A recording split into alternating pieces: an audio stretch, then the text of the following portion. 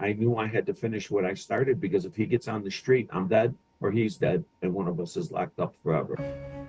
In April 2005, following a 7-year investigation and the surprise cooperation of Frank Calabrese Jr. and his uncle, mob hitman Nick Calabrese, federal prosecutors filed a 43-page racketeering indictment against 14 Chicago mobsters and associates, responsible for 18 murders going back to the 1960s.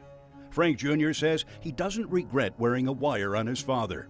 The hardest thing I ever did in my life. I loved my dad. I did not love his ways, but it's my father. In addition to his father, Frank Calabrese Sr., the feds charged top outfit leaders James Little Jimmy Marcello, Paul the Indian Shiro, and Joey the Clown Lombardo, who disappeared as the indictment was filed before being discovered hiding in a basement in Elmwood Park several months later. It was by far the most committed team I've ever had the opportunity and the privilege of working with. Marcus Funk was part of the dream team of federal prosecutors at the 2007 trial, which featured a colorful cast of defendants, witnesses, and defense attorneys. Every day, things expected and unexpected happened. It was drama-filled. I mean, every day, and we were always aware that the public was there in large part to see the mobsters, right? At one point, as Funk grilled Calabrese Sr. on the witness stand, jurors heard the mobster whisper that Funk was a dead man. I think the legacy of the trial is, in part, that it was the first time in Chicago we've ever had a made member of the mob convicted of a murder, and in fact we had many murders. The headline trial lasted nearly 2 months, prosecutors calling 125 witnesses and presenting over 200 pieces of evidence. And with the smoking gun, first-hand testimony of star witnesses Frank Jr. and Nick Calabrese, the jury returned guilty counts on all charges, sending Frank Sr., Lombardo, and Marcello to prison for life. I think that's the legacy from this case, to not only take down the entire organization, but also to remember that they're victims, and those victims' families, they live with this forever. Those victims' families also received restitution after the FBI found $1.7 million in stolen loot hidden behind a family portrait in the basement of Calabrese Sr.'s Oakbrook home. Both Calabrese Sr. and Lombardo have since died behind bars. Marcello is now 81 and remains at the federal Supermax prison in Colorado. Shiro was released from federal custody in 2022. As for Uncle Nick, despite 14 murders, he received a short sentence in return for his cooperation and spent his final years a free man.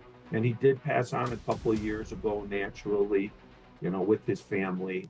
So he had a heavy heart. He had a hard time sleeping at night. He had some ailments that were caused by this life, the stress of it and what you've done. The victims were very upset with the sentence that Nick got, and the fact that he died a free man. He lived up to every part of his deal. He testified to dozens of criminal acts and murders that the government had no idea about, frankly, before he began talking.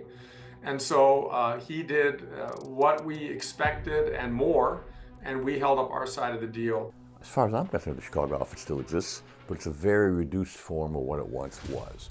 Chicago mobologist John Binder says the outfit was badly damaged by family secrets, but also by the fact the government has legalized much of their old business model: bookmaking, gambling, loan sharking, and drugs.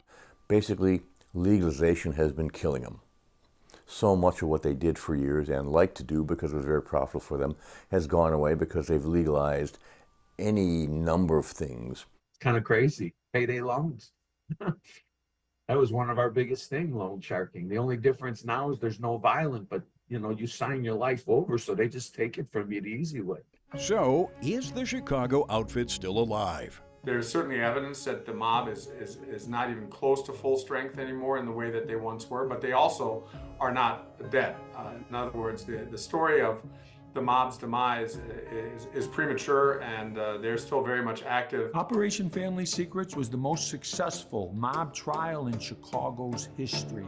Now, 2 decades after the case that brought down the mob's old guard, Frank Jr. spends much of his time in Las Vegas, telling his spellbinding life story as a lecturer at the Mob Museum. After 20 years, why do you think people are still fascinated by this story? Because this is a family story, Dane. It's not about me getting up and telling you, who got killed, who ordered it, who's the boss. This is about what this life does to your family. And at the museum here, I think I found my niche, and it's going great. And you know who I answer to today? My 2 kids and my grandson. That's my life now. Now, there have been books written about the family secrets case, but remarkably, given the Shakespearean family drama at the center of the story, there has not yet been a movie. Frank Jr. tells me there's still plenty of interest, and he hopes to be able to make an announcement soon. Dane Placko, Fox 32 Chicago.